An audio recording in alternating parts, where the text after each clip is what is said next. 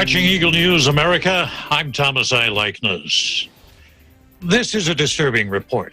A study suggests that the number of anti-Asian racism incidents reported in Canada is actually higher than the United States when measured on an Asian per capita basis.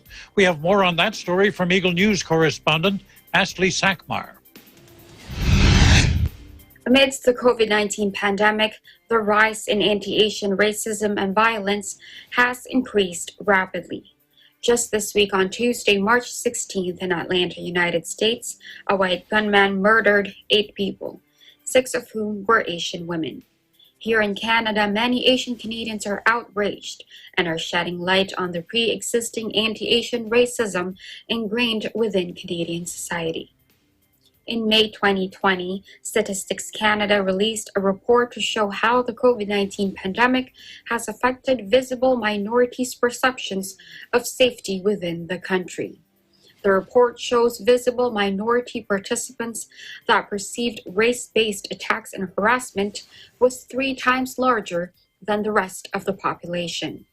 The increase was most obvious within Asian participants, 30% Chinese, 20% Korean, and 19% Southeast Asian.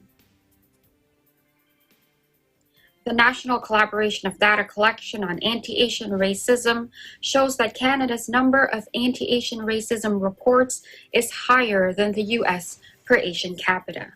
The province of British Columbia has the highest in the subnational region of the continent at 44%, with Ontario coming in at 38%. Verbal abuse occurs in 65% of all incidents, which includes racial slurs, threats, and derogatory remarks. 30% of these incidents are assault, which includes targeted coughing, spitting, and physical attacks and violence. It also shows that Asian women are the most impacted, having reported 60% of all incidents.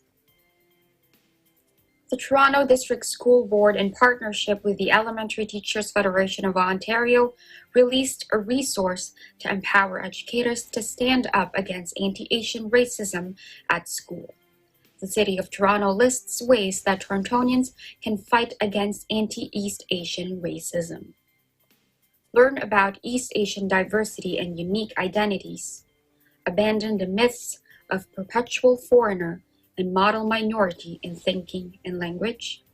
Explore, celebrate, share, and accept East Asian stories in Canada. Know that racism hurts the collective efforts of East Asian communities to build a thriving and prosperous Toronto and Canada. And call out and challenge racism when you see it.